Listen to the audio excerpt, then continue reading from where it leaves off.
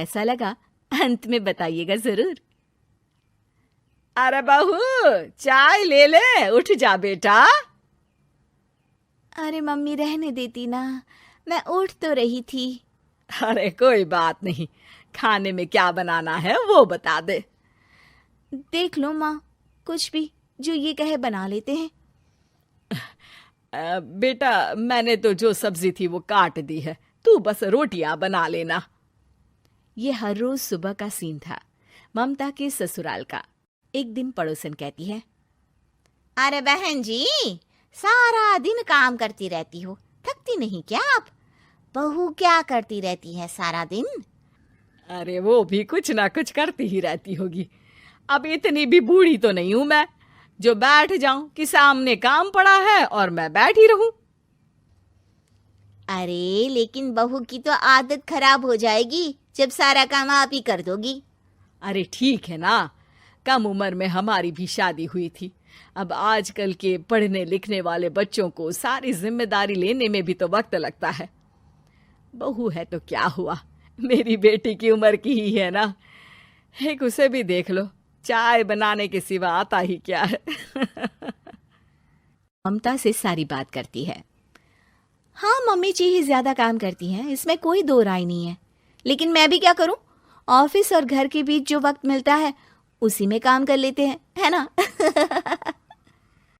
दिन बीत रहे थे। सास बहू के बीच की बॉन्डिंग अच्छी थी, लेकिन जब बहू माँ बनती है तो जो थोड़ा बहुत काम किया करती थी वो भी छोड़ देती है। बहू ये ले, तेरे लिए बनाया है, इसको खाने से बच्चा और तू दोनों स्वस्थ रहेंगे। ठीक है माँ जी। माँ जी, वो बच्चे के लिए गद्दे जो सूख रहे हैं ना छत पर, जरा ले आइए ना। तभी वहां पति आ जाता है। अरे माँ रुको, मैं ले आता हूं, तुम मेरा खाना लगा दो। माँ किचन में चली जाती है। पता है, बगल वाली डॉली है ना, वो लोग हमारी साइड के हैं। उसकी सास ने तो उसकी हड्डियों को मजबूत करने वाले लड्डू बनाए हैं। उसे भी बच्चा हुआ है ना। पता नहीं मम्मी जी क्या पानी सा उबाल कर दे देती है, मैं तो बस वही खा लेती हूँ। अरे तो तुम्हारे साइड बनता है तो तुम अपनी माँ से बोल दो, वो बना देंगी। आहा, माँ की तबीयत ठीक नहीं रहती, तुम जानती हो ना, कैसे बनाएंगी वो? अरे क्या हो गया सासू माँ को, कल तक तो फेसबुक में किटी की फोटो डाल रही थी। अच्छा अच्छा चुप रहिए। डॉली की सास ने मनाया है, तुम लोगों का भी तो फर्ज बनता है। तभी वहां सास आ जाती है। ये ले बहू गर्म पानी की बोतल, गर्म पानी पीने से पेट अंदर हो जाएगा। नहीं नहीं माँ जी, गर्म पानी पीने से प्यास नहीं बुझती। अरे पी लेना बेटा। वो बगल वाली डॉली को तो जानती है ना, जो तुम लोगों के साइड की है। तेरे साथ ही उसका भी बच्चा हुआ था। बेचारे का कोई ख्याल रखने वाला नहीं, सारा काम करती है और रात में बस एक लड्डू खाकर सो जाती है। पेट तो लटक ही गया है और बच्चा तो कितना कमजोर सा है उसका। अच्छा माँ, क्या बात है, डॉली की ये हाल है? क्यों मैडम, क्या कहना है आपका? अब पता है मुझे, किसी के पास मेरी सास की तरह सास थोड़ी ना है। नहीं नहीं बेटा, ऐसा नहीं है, मेरे लिए तो तुम सभी मेरे बच्चे जैसे ही हो। ममता को समझ में नहीं आता कि वो सास में कैसे कोई बुराई निकाले, क्योंकि हर कोई उससे उसकी सास की तारीफ ही किया करता था। एक रोज ममता के घर उसकी ननद आती है। अरे भाभी, मुन्नी को तो 6 महीने हो गए, आप अभी भी बेड पर हो। आ गई है आप। कैसी हैं बुआ, बच्चा होने के 6 महीने बाद आई हैं आप। भाभी अमेरिका दूर है ना, तो वक्त लग जाता है। अब इनकी छुट्टी अभी थी तो सभी आ गए। वैसे माँ कहाँ है? थकी हारी सास बेटी को देखकर खुश हो जाती है। माँ, इस बार तेरा वीजा तैयार है, मेरे साथ चलने को तैयार रहना। हाँ हाँ बेटा, मैं तैयार हूँ। अरे ऐसे कैसे माँ, मैं कैसे मैनेज करूंगी? कैसे मतलब? जैसे मैंने किया अमेरिका में, आप इंडिया में कर लेना। वैसे आपका तो मायका भी पास ही में है ना। हाँ वो तो है, लेकिन